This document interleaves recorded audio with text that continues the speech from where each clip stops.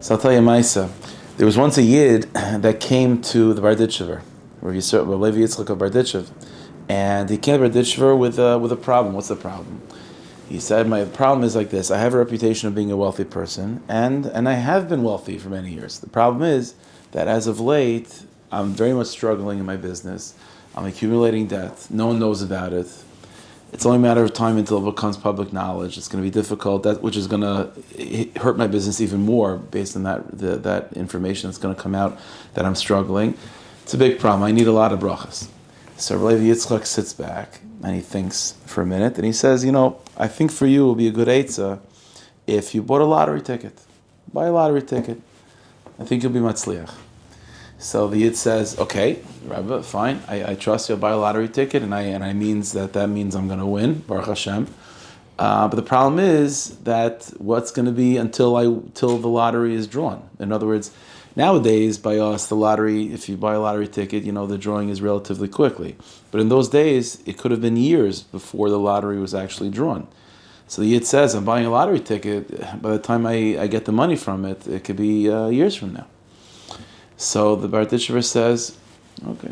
And the Barditchever says, so why do you need the money so quickly? Like what's so pressing right now? Let's say you wait until the lottery is drawn. So he says, what's pressing is that I have a lot of tzedakahs. There are a lot of things that I've been giving tzedakah to, things that I've been supporting, good, holy organizations, and I can't give the tzedakah that I'm used to, and that's really what's going to be affected in the short run. I can wait, my own personal assets, I can make it work until the lottery is drawn, but those other tzedakahs that are used to me helping them along the way, they're going to be struggling. So Rabbi Yitzchak sits back, and after a minute he says, okay, I'll give you a bracha, again, buy the lottery ticket, and it should come quickly. The money should come quickly. Okay, fine. That's what the Yid does. So the Yid travels out of Barditchev, and he's traveling home. On his way home, he buys a lottery ticket, like the Rebbe said. And he continues traveling towards the direction of his village. Now, along the way, he has to stop at an inn along the way to spend the night. Now, while he's at the inn, so it's not just him. There's a lot of people at this particular inn. All of a sudden, during supper time, in walks a visiting parts, one of the noblemen, a non-Jewish nobleman that happened to also be passing by, and he also goes to the inn. Okay, the Yid doesn't think anything of it. Meanwhile, that night, when this Paritz is sleeping at the inn, he has a dream. What's his dream? The dream is that it was told to him in a dream, or was shown to him in a dream, that there's a Jew in this inn that has a winning lottery ticket. And, okay, he wakes up, and he thinks, okay, it's nothing of it, it's just a dream. He goes back to sleep, same dream again. Goes back to sleep, same. Many, many times over the night, he has this same vivid dream that there's a Jew in the inn that has a winning lottery ticket. So this part takes his dream very seriously. He now is chapped with this idea that it's definitely true. There's a Jew in this inn that has a winning lottery ticket. And what he has to do, he has to somehow convince this Jew to give him the lottery ticket because he wants to win. So what does he do? So he buys a lottery ticket himself, this Paritz, and he starts asking around if there's any Jews here. And that already whittles down the pool of potential people to just a handful of Jews. And then within those handful of Jews, he starts investigating and so on until he finds out that it's our friend, the Yid that came from the Barditchever, that has the quote-unquote winning lottery ticket.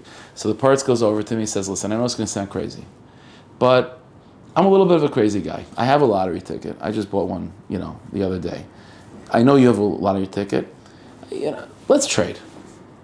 Now this Yid is thinking, I got a bracha from the Barditchever. I'm not trading lottery ticket. So, but he's not telling the Paritz that, obviously. So he says, no, I'm not interested. The Paritz says, no, listen, do me a favor. I want to just trade. I know it sounds crazy. I want to trade. He says, I'm not interested in trading. You know what? We'll trade lottery tickets and I'll give you 100 ruble. Not interested. Not 100 ruble. 200 ruble. No. 300 ruble. Okay, fine. 500 ruble. Okay, you know what? Final offer. Trade a lottery ticket. It's an even swap. One lottery ticket for another, 1,000 ruble. There's a lot of money already. Forget the lottery ticket. Even the 1,000 ruble is a lot of money.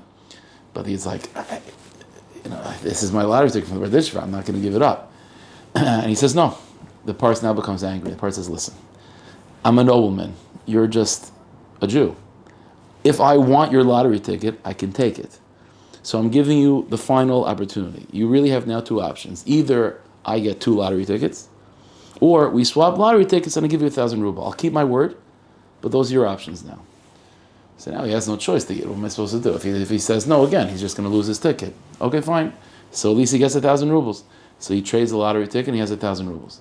Now, meanwhile, those 1,000 rubles, that's plenty to help him with all the tzedakahs that he has until now. Meanwhile, a few months later, in fact, the lottery is drawn, and lo and behold, who wins? The Yid wins with the Parts' ticket. The Parts that traded his ticket for the Yid's ticket, and now the Yid has the Parts' ticket. It was the Parts' ticket that he traded. The Yid won. The Yid won the lottery. So it's amazing, such a moifus like this, that the Berditchever, had to get him to win the lottery, but it had to be from the Parts like this. So eventually, after a number of weeks, he travels back to the Berditchev just to say thank you and to give the Berditchev, the B'sur Taiva, that everything worked out.